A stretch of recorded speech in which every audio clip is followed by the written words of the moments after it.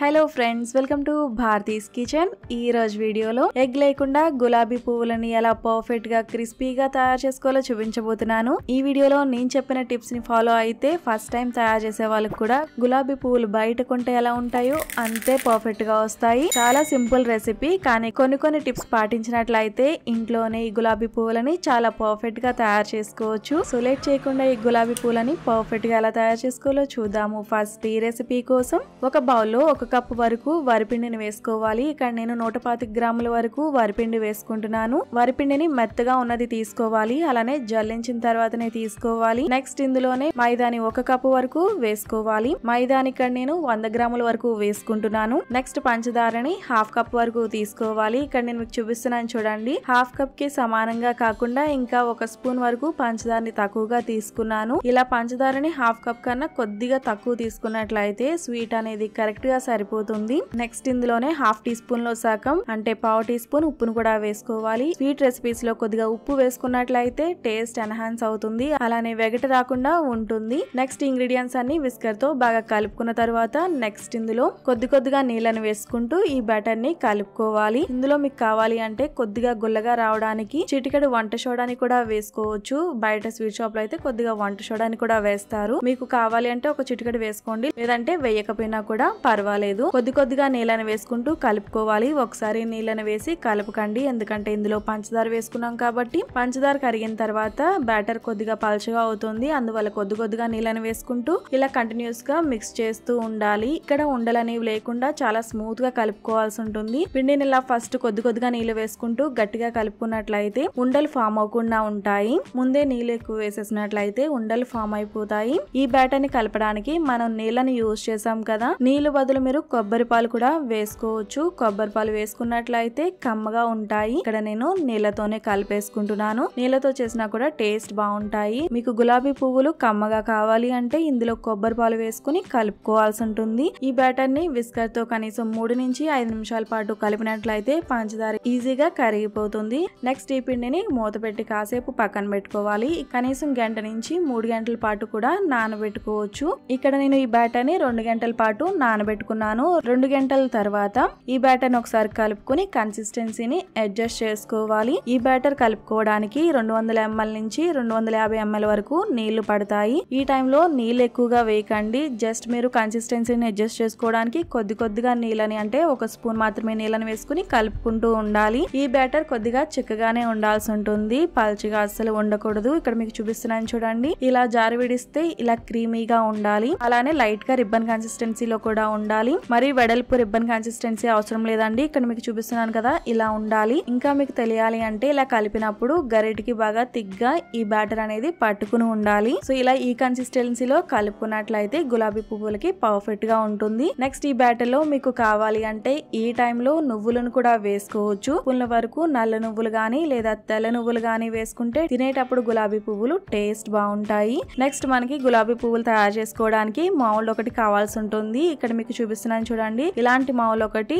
అవసరం అవుతుంది. ఇది ట్రెడిషనల్ మౌల్డ్ అండి. ఇది చూడడానికి ఇలా ఉంటుంది. ఈ మౌల్డ్ కొత్తది అయితే కనీసం 2 రోజుల పాటు నూనెలో నానబెట్టుకోవాల్సి ఉంటుంది. పాత గులాబీ పువ్వుల మౌల్డ్ అయితే ఒక రాత్రంతా నూనెలో నానబెట్టుకుంటే సరిపోతుంది. ఈ గులాబీ పువ్వుల మౌల్డ్ ని నేను ఒక రాత్రంతా కూడా ఇలా ఆయిల్ లో డిప్ చేసి వదిలేసాను. నెక్స్ట్ ఒక కడాయి తీసుకుని అందులో ఆయిల్ వేసుకోవాలి. ఆయిల్ వేడవుతూ ఉండగా ఈ మౌల్డ్ ని డిప్ చేసుకుని అలా వదిలేసేయండి. ఆయిల్ తో పాటు ఈ మౌల్డ్ కూడా వేడవ్వాలి. ఆయిల్ మీకు ఇక్కడ చూపిస్తున్నాను చూడండి. ఇలా గులాబీ పువ్వుల మౌల్డ్ అనేది మునిగేంత వరకు నూనెను వేసుకోవాల్సి ఉంటుంది. కనీసం 2 ఇంచుల పై వరకు కూడా నూనెను వేసుకోవాలి. నెక్స్ట్ ఈ మౌల్డ్ మనం ఆయిల్ లో డిప్ చేసుకున్న తర్వాత చేత్తో పట్టుకునే విధంగా ఉండకూడదు. ఇక్కడ మీకు చూస్తే తెలుస్తుంది మౌల్డ్ కి కడాయి సపోర్ట్ గా ఉంది, అలానే మౌల్డ్ కూడా ఆయిల్ లో డిప్ అయి ఉంది. ఇలా ఉండాలి, ఎందుకంటే గులాబీ పువ్వులు ఫ్రై చేసుకునేటప్పుడు మనం మౌల్డ్ ని చేత్తో పట్టుకునే విధంగా ఉన్నట్లయితే ఈ రెసిపీ తయారు చేయడం కొంచెం ఇబ్బందిగా ఉంటుంది. ఇలా కడాయి మీద మౌల్డ్ ప్లేస్ చేసిన తర్వాత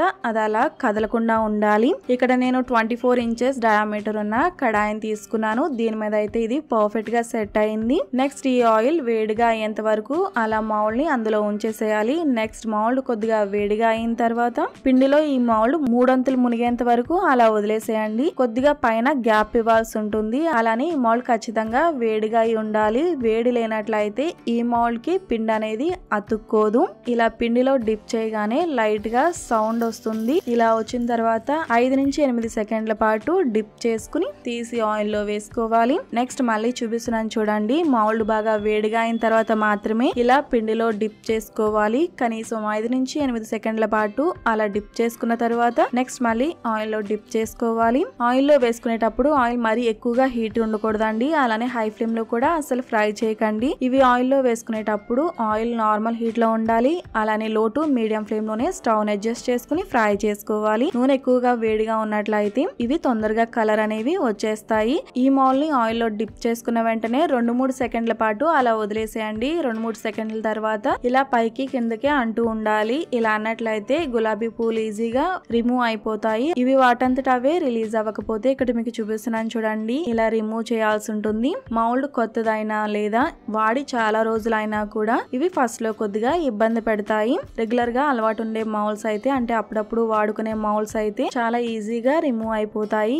ఎప్పుడో ఒకసారి వాడే వాళ్ళకి కానీ లేదా కొత్త మౌల్స్ కానీ ఇలా కొద్దిగా ఫస్ట్ లో ఇబ్బంది పెడుతూ ఉంటాయి. ఇలా మనం చాక్ తో గానీ లేదా ఇలా స్టిక్ తో గానీ రిమూవ్ చేసినట్లయితే ఈజీగా రిమూవ్ అయిపోతాయి. నెక్స్ట్ ఇలా రిమూవ్ చేసుకున్న తర్వాత గులాబీ పువ్వుల మౌల్డ్ కూడా ఆయిల్ లో పెట్టి వేడి చేయాల్సి ఉంటుంది. నెక్స్ట్ ఈ గులాబీ పువ్వులని టర్న్ చేయాల్సిన అవసరం లేదండి. టర్న్ చేయకుండానే ఫ్రై చేసుకోవాల్సి ఉంటుంది. ఎందుకంటే ఇవి అడుగున కొంచెం దలసరిగా ఉంటాయి, పైన లైట్ గా పల్చుగా ఉంటాయి. అందువల్ల ఇవి టర్న్ చేయాల్సిన అవసరం ఉండదు. నెక్స్ట్ వీటిని లైట్ గోల్డెన్ కలర్ లోకి మాత్రమే ఫ్రై చేసుకోవాలి. అంతకన్నా ఎక్కువ కలర్ వచ్చేంత వరకు ఫ్రై చేయకండి. ఎందుకంటే ఇవి బయటకు తీసిన తర్వాత ఇంకొంచెం కలర్ వస్తాయి. అలానే ఎక్కడైనా తెల్లగా ఉన్నట్లయితే కూడా అవి సరిగ్గా ఫ్రై అవునట్లు. నెక్స్ట్ ఈ మౌల్డ్ కొద్దిగా వేడిగా అయిన తర్వాత మళ్ళీ పిండిలో డిప్ చేసుకుని 5 నుంచి 8 సెకండ్ల తర్వాత పిండిలోంచి తీసి మళ్ళీ ఆయిల్ లో డిప్ చేసుకోవాల్సి ఉంటుంది. మౌల్డ్ నుంచి గులాబీ పువ్వులు ఈజీగా రిమూవ్ అయినట్లయితే ఈ రెసిపీ కొంచెం ఫాస్ట్ గా తయారు చేసుకోవచ్చు అండి. లేదంటే ఇలాంటి మౌల్డ్స్ 2 ఉండాల్సి ఉంటుంది. ఒకటే మౌల్డ్ ఉన్నట్లయితే ఈ రెసిపీ తయారు చేయడానికి కొద్దిగా లేట్ అవుతుంది. మౌల్డ్ నుంచి ఈజీగా రిలీజ్ అవునట్లయితే అది కూడా ఒకటే మౌల్డ్ ఉన్నట్లయితే ఈ రెసిపీ తయారు చేయడం కొద్దిగా లేట్ అవుతుంది. సో చూసారు కదండి, ఇలా లైట్ గోల్డెన్ కలర్ వచ్చిన తర్వాత తీసి పక్కన పెట్టుకోవాలి. ఇవి వేడి మీద చాలా సాఫ్ట్ గా ఉంటాయి. చల్లారే కొద్ది గట్టి పడతాయి. అలానే కొద్దిగా కలర్ కూడా వస్తాయి. ఇలా ఫ్రై చేసుకున్న తర్వాత ఇక్కడ చూపిస్తున్న విధంగా ఏదైనా స్ట్రైనర్ లోకి ఇలా ప్లేస్ చేసుకుని నూనె వాడిన తర్వాత ఏదైనా ప్లేట్ లోకి పరుచుకోవాల్సి ఉంటుంది. ఇవి వేడిగా ఉన్నప్పుడు సాఫ్ట్ గా ఉంటాయి కాబట్టి ఒకదాని మీద ఒకటి వేసినట్లయితే షేప్ అనేవి సరిగ్గా ఉండవు. కాబట్టి వీటిని ఫ్రై చేసుకున్న తర్వాత ఏదైనా పళ్ళెంలో పరుచుకోవాల్సి ఉంటుంది. అన్నిటినీ కూడా ఇలానే ఫ్రై చేసుకోవాల్సి ఉంటుంది.